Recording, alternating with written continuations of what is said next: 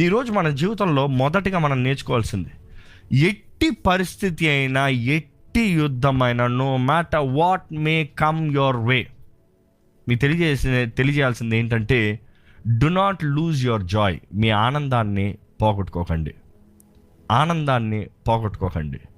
ఈరోజు మా అపవాది మన జీవితంలో ఏది పాడు చేయాలని చూసినా కూడా అది మన ఆనందం అండి. Firstly our joy, he wants to destroy our Joy.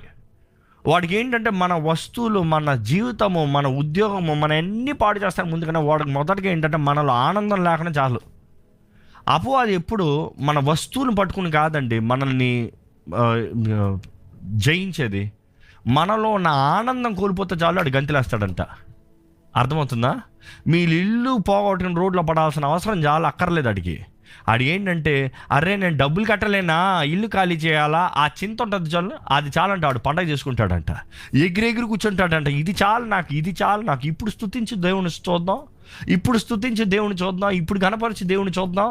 ఎందుకంటే మనుషుడు తన ఆనందాన్ని, he is losing his joy very instantly. మనుషులైతే ఈరోజు వారి సమాధాన ఆనందాన్ని కాపాడుకుంటలేదు. ఎక్కడ పరిశుద్ధాత్ముడు ఉంటాడో అక్కడ ఆనందం ఉందండి, నమ్ముతారా? Righteousness, peace, joy in the Holy Ghost. ఏంటంట? రైచియస్నెస్, నీతి, జాయ్, ఆనందం, పీస్, సమాధానము పరిశుద్ధాత్మ ద్వారా మనకు అనుగ్రహించబడుతుందంట. ఈరోజు మీ జీవితంలో పరిశుద్ధాత్ముడు ఉన్నాడా అనే డౌట్ వస్తే ఈ 3 విషయాలు ఉన్నాయా చూసుకోండి. అర్థమవుతుందండి? పరిశుద్ధాత్ముడు మీలో ఉన్నాడా అని మీరు చూసుకుంటే ఈ 3 విషయాలు చూసుకోండి. మీలో ఆనందం ఉందా? మీలో సమాధానం ఉందా? ఏంటంట? రైచియస్నెస్, పీస్, జాయ్, నీతి మీలో ఉందా? ఈ 3 ఉండగలిగితే పరిశుద్ధాత్ముడు మీలో ఉన్నాడు. లేకపోతే మిమ్మల్ని మీరు పరీక్షించుకోవాలి, పరిశుద్ధాత్ముని ఆహ్వానించాలి, ఆయన సహవాసాన్ని మరలా కోరాలి. ఈరోజు చాలామంది డోంట్ హ్యావ్ జాయ్. అపవాది is always trying to steal your joy. పరలోక రాజ్యం అంటేనే it is the joy of the Holy Ghost. Joy is the strength అండి. ఈరోజు అది లేకుండా చేయాలని అపవాది ప్రయత్నిస్తున్నాడు. ఫిలిప్పీయులకు రాసిన పత్రిక 4వ అధ్యాయం 4వ వచనం మనందరికి బాగా తెలిసింది. ఒకసారి చదువుదామా? ఎల్లప్పుడూను ప్రభువునందు ఆనందించుడి, మరలా చెప్పుదును ఆనందించుడి. ఏంటంటే మనం ఆనందించాలంట, ప్రభువునందు ఆనందించాలంట. మరలా చెప్తున్నాను, ఆనందించండి ఎల్లప్పుడూ, అన్ని విషయంలో, అన్ని పరిస్థితుల్లో, అన్ని స్థితిగతుల్లో, ఎల్లప్పుడూ ఉన్నదప్పుడు, ఆల్వేస్, నాట్ సమ్ టైమ్స్. ఈ లోకంలో ఆనందం ఏంటంటే ఎమోషనల్. కొన్నిసార్లు ఆనందంలో ఉంటాం, కొన్నిసార్లు బాధల్లో ఉంటాం, కొన్నిసార్లు ఇది అవుతుంది, అది అవుతుంది. See, joy is something that you have inside. అర్థమవుతుందండి? జాయ్ అనేది లోపట, రిజాయిస్ అనేది బయట. There are 2 meanings. రిజాయిస్ అనేటప్పుడు గంతులేస్తాం, ఇట్ ఈస్ బీయింగ్ cheerful. పిల్లలు చూడండి ఇట్లా ఎగురుతారు, దట్ ఈస్ రిజాయిసింగ్. జాయ్ అనేది లోపట, అంటే లోపట ఉంటే బయట మనిషి ప్రశాంతంగా ఉంటాడంట.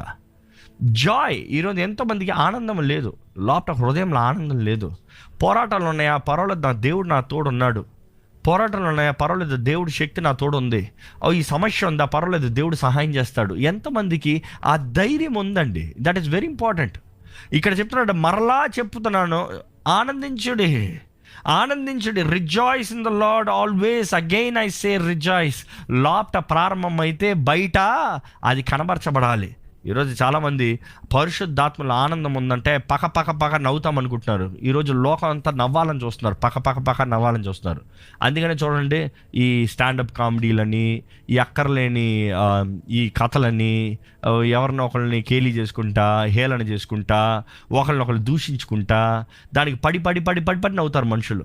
అది ఆనందం. ఎంతసేపు? ఒకడి గురించి తక్కువ మాట్లాడినంతసేపు, ఒకడిలో ఉన్న తప్పులు ఎత్తి చూపించినంతసేపు, ఒకడు పనికిరాడు అని ప్రూవ్ చేసేంత వరకు, ఇంకోటి గురించి ఈ మధ్యకాలంలో చూడండి ఫనీ వీడియోస్ ఉంటాడు. వాడు జారి పడితే దానికి నవ్వాలి, ఒకడు ఎగిరి పడితే దానికి నవ్వాలి, ఒకడు కుక్క తరిమితే దానికి నవ్వాలి. ఆ స్థితిలో నువ్వు ఉండు, నవ్వుతావని లేదా నేను చూస్తా. అదే మనకు వచ్చినప్పుడు నవ్వుతావేట్రా అంటాం 10 మందిని. కానీ అదే ఇతరులు ఉన్నప్పుడు we make fun. You think it is Joy, it is not Joy.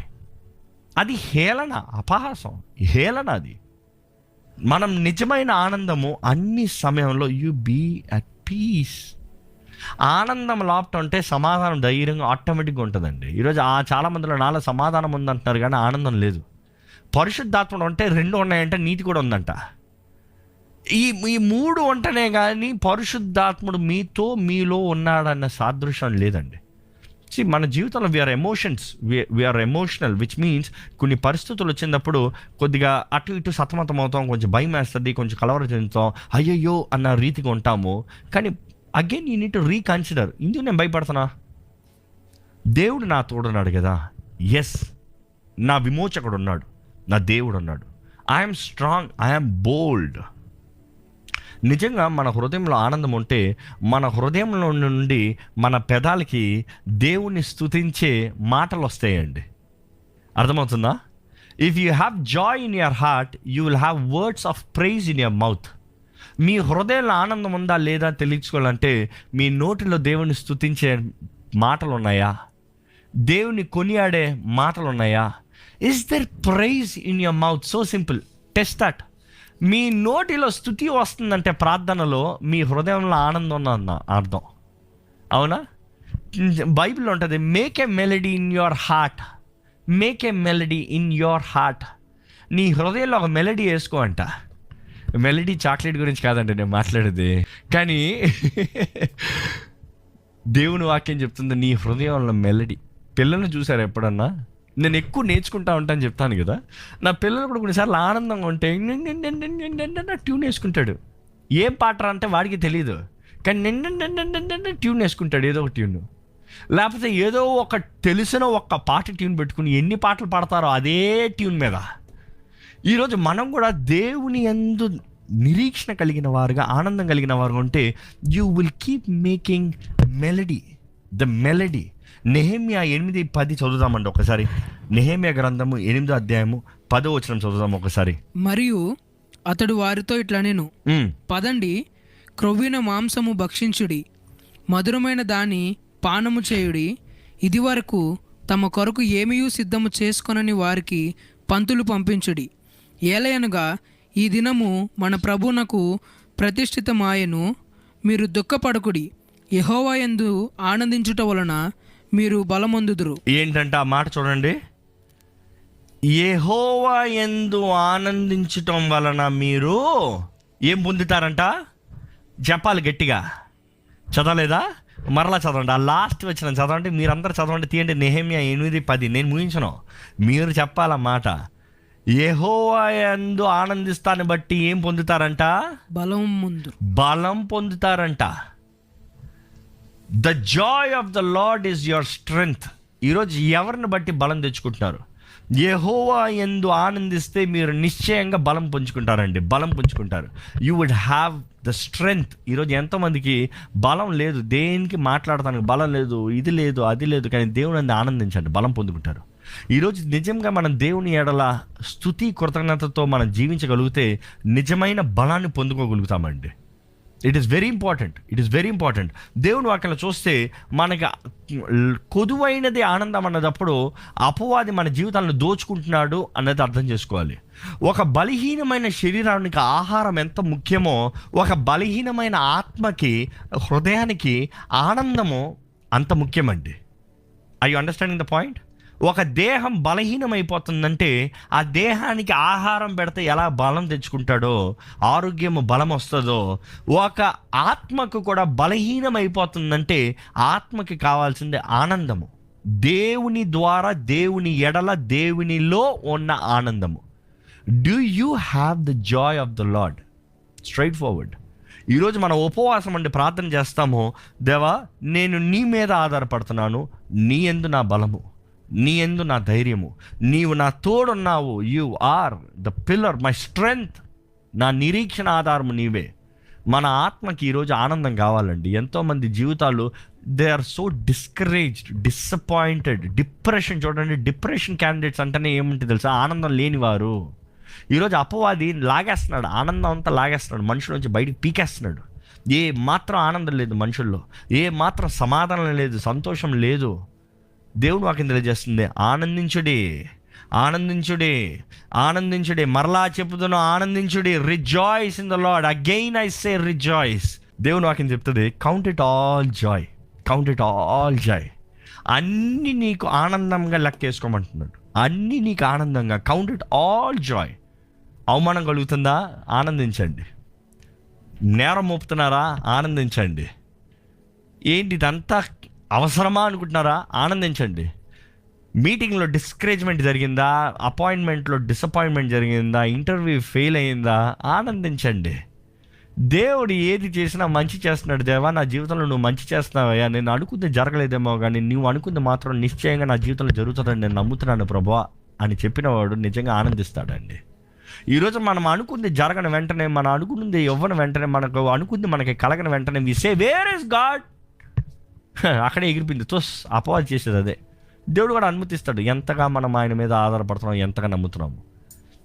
మన జీవితంలో మనకి ఏది జరిగినను దేవుని మహిమపరచగలుగుతున్నామా? అది కీడైనను, మేలైనను, సంతోషమైనను, దుఃఖమైనను, బాధ అయినను, శ్రమ అయినను దేవుని ఆనందించగలుగుతున్నామా? దేవుని ఎందుకు ఆనందించగలుగుతున్నామా? బైబిల్ అనేక సార్లు ఈ ఉపమానం చెప్పాను. ఈ ఉపమానం చెప్పకుండా నేను ముందుకెళ్ళలేను. Every time I be really touched. ప్రతిసారి ఎంతో ముట్టబడతాను ఈ ఉపమానం ద్వారా. పౌలు శీలలండి అప్పటికే కొరడా దెబ్బలతో కొట్టబడ్డారండి. ఎందుకు తప్పు చేశారన్నా? ఒక దురాత్మ ద్వారా పట్టించబడుతున్న ఒక దాసరాల్ని విడిపించారని వాళ్ళని కొరడాలతో కొట్టి వాళ్ళని చెరసాలలో వేసి వారు బంధించబడి ఉన్నారంట. చెరసాల తలుపులు వేయబడి ఉన్నాయంట. ఖైదీల మధ్య ఉన్నారంట. అప్పటికి కొట్టబడ్డారంట. మామూలు కొట్టాలి కాదు. కొరడా దెబ్బలంటే ఇంకా చావు మరణం పడకలో ఉన్నట్టు. అంటే ఇంక అయిపోతాడు, ఇంకొక దెబ్బ పడతా అయిపోతాడు అన్న పరిస్థితి. రక్తం కారుతూ ఉంటుంది, చీలిపి ఉంటుంది, దున్నేసి ఉంటుంది వెనకాలంట. అంత వేదన, కష్ట, బాధ సమయంలో కూడా వారు ఏం చేశారంటే దేవుని వాక్యం తెలియజేస్తుంది, వారు ఆ చెరసాల నుండి దేవుని స్తుతించి ఆరాధించి ఆయన్ని మహిమపరిచారంట. ఏం జరిగింది అక్కడ? బంధకాలు తెంపబడ్డాయి, తలుపులు తెరబడ్డాయి, చెరసాలు ఉనికిందంట, భూకంపం వచ్చిందంట. There was great presence of God. ఈరోజు మన స్థితి ఎలా ఉన్నా కూడా మన స్తుతి మన స్థితిని మారుస్తుంది. ఈ మాట చాలాసార్లు చెప్పాను మీకు, కొన్ని సంవత్సరాలు చెప్తున్నా. If you can really praise God irrespective of your situation, if you can really honestly glorify him, మన పరిస్థితి మారిపోతుందండి. ఈరోజు యెహోవా నాకు వెలుగై ఉన్నాడని ఎంతమంది చెప్తారండి? యెహోవాయే నా రక్షణ అయి ఉన్నాడని ఎంతమంది చెప్పగలుగుతారండి? నేను ఎవరికి భయపడాల్సిన అవసరం ఏంటి? God is my light and my salvation, to whom shall I fear? భయపడాల్సిన అవసరం ఏముంది? ఈరోజు మనుషుడికి ఆపత్కాల సమయంలో నాకు ఆదుకుంటానికి లేరు అనుకుంటున్నారు. ఆపత్కాల సమయంలో ఆదరిస్తానికి మన దేవుడు ఉన్నాడండి. మన దేవుడు ఉన్నాడు, విడిచిపెట్టని దేవుడు. ఆయన సహాయాన్ని ఏ రీతిగానే పంపించే దేవుడు. మన వేదన, దుఃఖ సమయంలో, కన్నీటి సమయంలో దేవుని గణపరచగలుగుతున్నామా? మనం అనుకున్న సంబంధం జరగనప్పుడు, మనం అనుకున్న పని అవ్వనప్పుడు, మనం అనుకున్న ఉద్యోగం నష్టపోయినప్పుడు, మనం అనుకున్న వ్యాపారం కోల్పోయినప్పుడు, are you able to still give God the praise? చాలాసార్లు మనము చేసిన తప్పుడు నిర్ణయాలు, మనం చేసిన తప్పుడు పనులు బట్టి దేవుని దూషిస్తూ ఉంటామండి. కొన్నిసార్లు దేవుడు చెప్పనిది, దేవుడు చెయ్యొద్దు అన్నది మనం చేసి, వి స్టిల్ సే, ఏ దేవుడు అంటే ఎందుకు జరగాలి? నేను దేవుడిని నమ్మాను, ఎందుకు ఇలా జరగాలి? Did God really tell you? That is the question.